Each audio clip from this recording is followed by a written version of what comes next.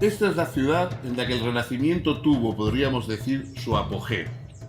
Los italianos del siglo XIV creían que el arte, la ciencia y la cultura habían florecido en la época clásica y que de todas esas cosas había quedado muy poco, pues habían sido destruidas por los bárbaros del norte, y que a ellos les correspondía reavivar el glorioso pasado, trayéndolo a una nueva época. Renacimiento significa volver a nacer o instaurar de nuevo, y esta idea, como dice Gombrich, comenzó a ganar terreno en Italia en la época de Giotto, que era la misma época del poeta Dante. En ninguna ciudad fue más intenso ese sentimiento de fe y confianza en que debía haber un renacimiento como en la opulenta ciudad mercantil de Florencia.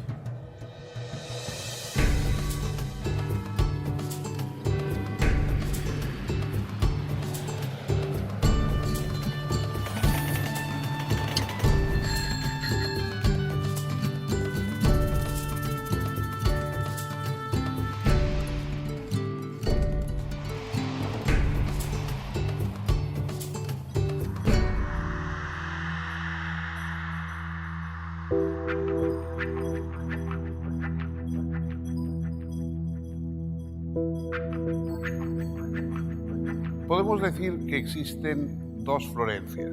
Por una parte es la Florencia más conocida y la que normalmente vienen a ver fundamentalmente los millones de turistas que pasan por esta ciudad, que es la Florencia renacentista, la Florencia de los Medici, la de Botticelli, la de la Galería de Uffizi, etc. Y luego existen vestigios de la Florencia medieval, que ocupan pues, un núcleo en el centro de la capital.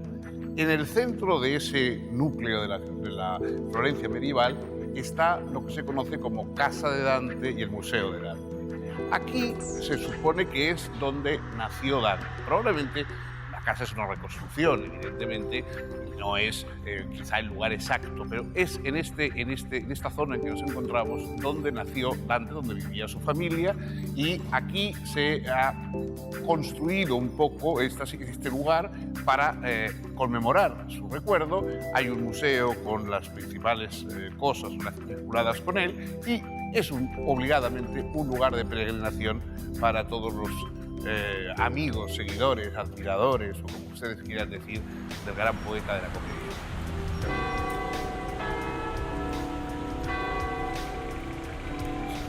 Boccaccio fue el gran animador y promotor cultural de Florencia. Aparte de un escritor excepcional que compuso esa maravilla que es el Decamerón, ese conjunto de cuentos picantes, irónicos, sociales, con tantísimas facetas y que creó un género prácticamente, Boccaccio fue un gran promotor de la cultura florentina y fue el encargado de reconciliar a los florentinos con Dante. En esta ciudad llena de edificios célebres, uno de los más famosos es el Baptisterio, que está frente a la catedral, frente al Duomo.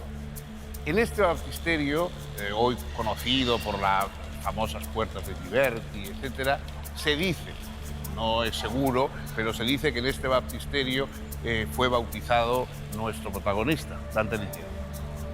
Florencia, sobre todo la Florencia medieval, está plagada de lugares anecdóticos vinculados a la figura de su florentino más ilustre, o uno de los más ilustres, Dante Alighieri. Lo que pasa es que muchos de esos lugares no son conocidos por los turistas porque no son especialmente vistosos, pero en cambio son muy conocidos por parte de los propios florentinos. Este es uno de ellos. Esto lo llaman la piedra de Dante, el Sasso di Dante, y marca el lugar donde se supone que el Dante se instalaba para contemplar cómo iban construyendo el Duomo, que naturalmente construcción que duró muchísimo tiempo y que el propio Dante no vio concluida.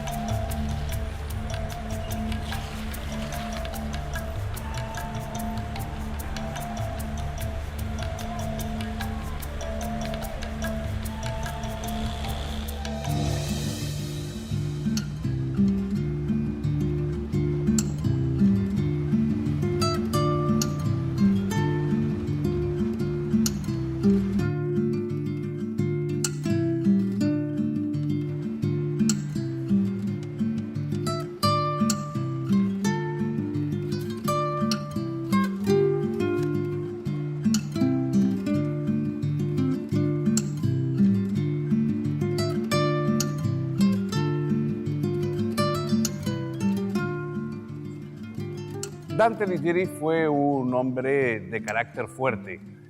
No pensemos ni mucho menos que era un hombre de gabinete, que era una persona que estaba todo el día encerrado, dedicado exclusivamente a sus estudios, a sus poesías.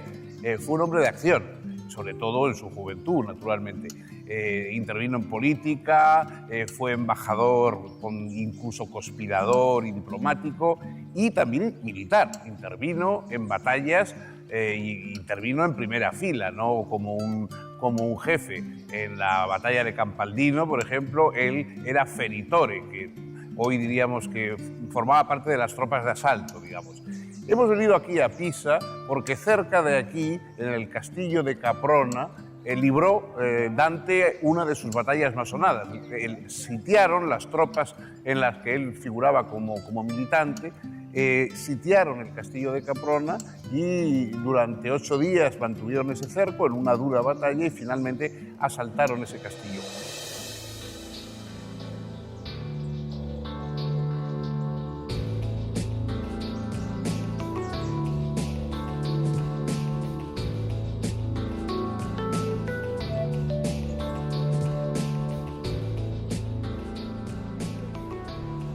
Estamos en San Gimignano, que es una de las villas medievales italianas mejor conservadas. Era el comienzo de una parte de la Vía Romea, una vía de peregrinación que venía de Europa, cruzaba los Alpes y llegaba hasta Roma. El trozo, la Vía Francigena, es el trozo que iba desde aquí, desde San Gimignano hasta Monterrellón. 7 horas aproximadamente andando que hacían los peregrinos y que habitualmente luego continuaban incluso hasta Roma. Las torres de esta ciudad son las torres donde servían para albergar y defender a los peregrinos que pasaban por aquí en esta Vía Romea. Era un lugar que naturalmente tenía esa vida y actividad que da primero pues, ofrecer posada y acobijo a los peregrinos y también protección. Los caballeros templarios, etcétera, tenían su sede aquí para proteger a los peregrinos y proteger esta zona de Italia.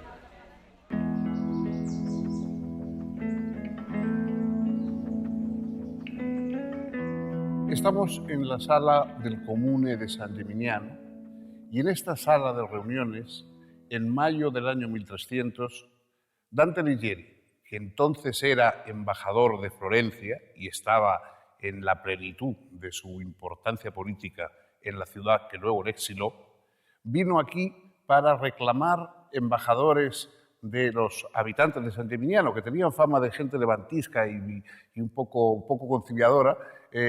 Vino aquí a pedir embajadores para la Liga Güelfa, que era uno de sus sueños, crear una liga que uniese lo más posible las ciudades italianas. Hay constantemente en Dante esa idea de unir, de juntar, de crear unidades mayores que las pequeñas ciudades eternamente enfrentadas.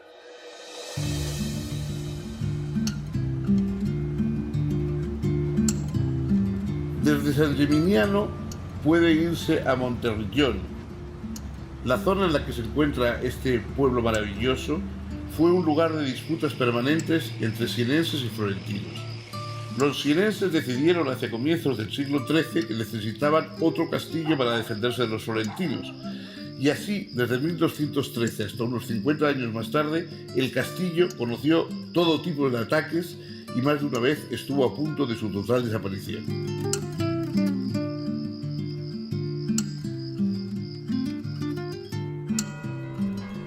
En la vida de Dante, uno de los momentos esenciales, aunque no sabemos si legendario e imaginado o real, fue su encuentro con Beatrice Portinari, que se convirtió en su dama ideal, en su sueño amoroso, pero también en su redentora, en la persona que le llevó al cielo y que, según la doctrina de la nueva forma amorosa poética, el Dolce Stil Nuovo, se convierte no solamente ya en una pareja del alma, sino en una especie de redentora, en una nuevo avatar de la Virgen o de Cristo, es decir, en algo religioso trascendente.